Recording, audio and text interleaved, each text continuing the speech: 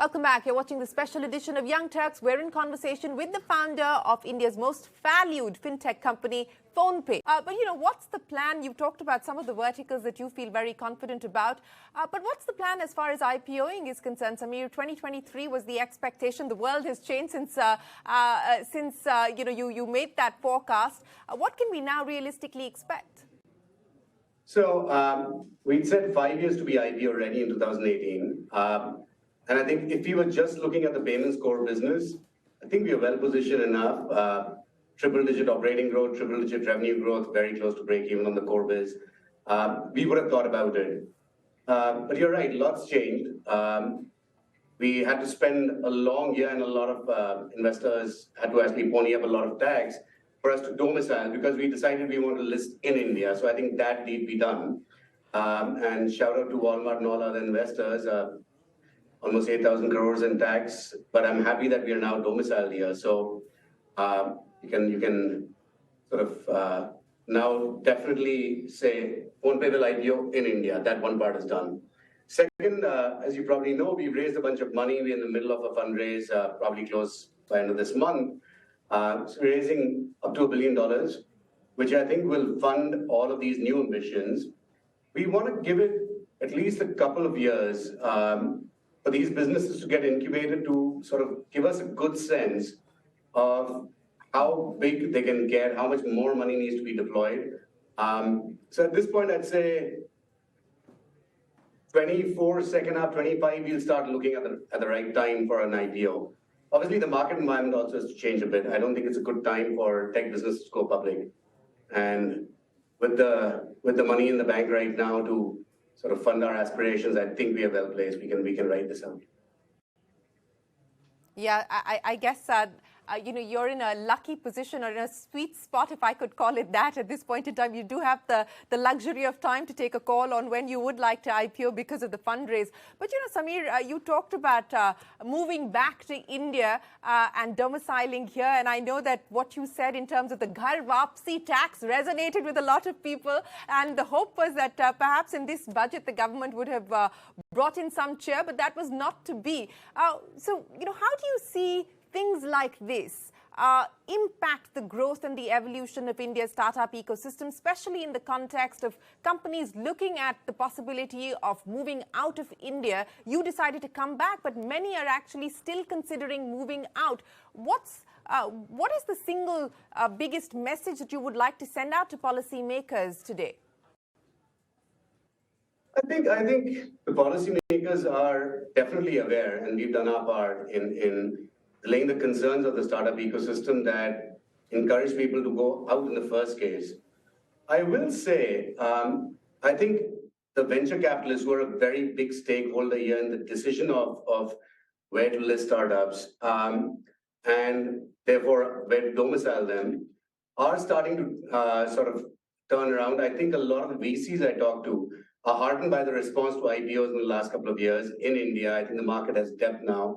So I think there's a meeting of the minds. The regulators and the government are also actively looking at ways to facilitate getting a bunch of folks back. I'm privy to some of the discussions, but I think good change is coming. If I take a 3 to 5 year view, I am very hopeful the best of Indian startups will find attractive valuations, a long retail market sort of queue of interest. I think people will come back. And I think new startups will have to move less and less to impress upon VCs to actually fund their companies. I think that dynamic is playing out. Entrepreneurs are starting to say, hey, we want to eventually list here, we want to build for India, we want to pay our taxes here. So I think the market's starting to come of age. This is India, so we do move slower to begin with, but we seem to catch up. We leapfrog. So I wouldn't be surprised if US and Singapore entities start listing in India in 5 years. We seem to always leapfrog at the end. Well, let's hope we see that scenario playing out. As you point out, good change is coming, and we'll all be waiting to watch that. But you talked about IPOs, and you also talked about valuations, Samir. And I want to understand from you what we saw play out here in India with some of the new listings that we saw, including the likes of Paytm, and that dissonance between private market valuations and finally public market valuations. How have you read that story? What are the lessons that you take away from what we've seen happen there? I mean, today you're, valued more than double that of Paytm. It's hard for me to comment on Paytm specifically, but I'll say this. One, I think a lot of these well-known brands, Paytm, Zomato, Nykaa, and others, I think they ended up going public in India when the VC market was at its absolute peak worldwide. And if you see the carnage in the tech industry and the fintech industry worldwide in the public markets, unfortunately for these brands, which are very well-known brands, household names, the hit in India is less than the worldwide hit on tech stocks, but it's significant nevertheless. So I think there's merit to the fact that some of this is a global meltdown problem. I think the second one is the market not liking combination of either governance standards or business models. But again, let's look at where their businesses were a year ago. Let's look at the health of their core businesses today.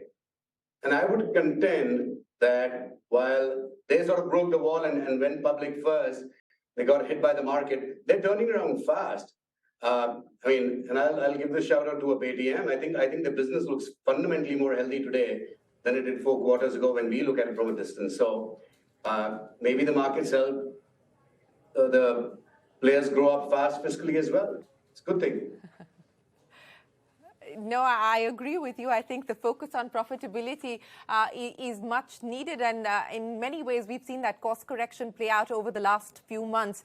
But Samir, I remember in an interview some time back, you had talked about your experience in the music industry, and you said it was hard to make money in the music industry. Which is harder, the music industry or the fintech business in India, from a money-making perspective? Oh, definitely the music industry. I'll still say that. I think the financial services market is so large, Shane, that eventually I think all of us will make some money. It would be miraculous if all of India gets digitized and is using digital payments and neo-banking and insurtech and what have you, and none of us are making money. The big spoiler oftentimes is regulatory/government intervention, but I think we're starting to reach a new equilibrium. I genuinely do. I think you can see the valuations on the fintech side were large, frothy even, whereas all the profits are on the manufacturing side.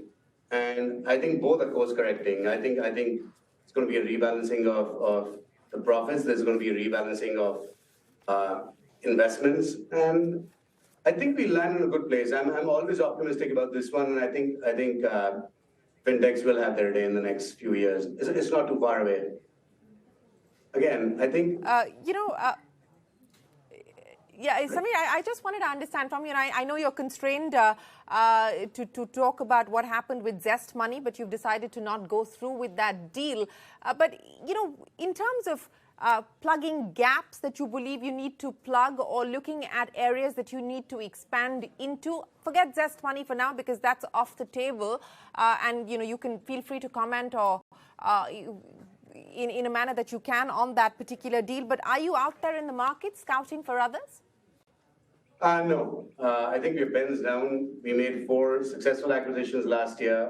Unfortunately, due to reasons I can't get into here, the Zest deal has in fact not gone through. But it's been more corp dev and corporate restructuring and fundraising activity than I'd like to deal with for a while.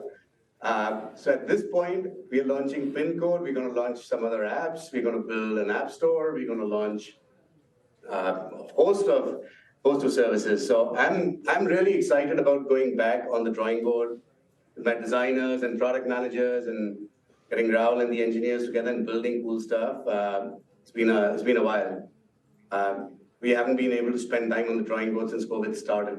It's either been fundraising or domicile changes or acquisitions.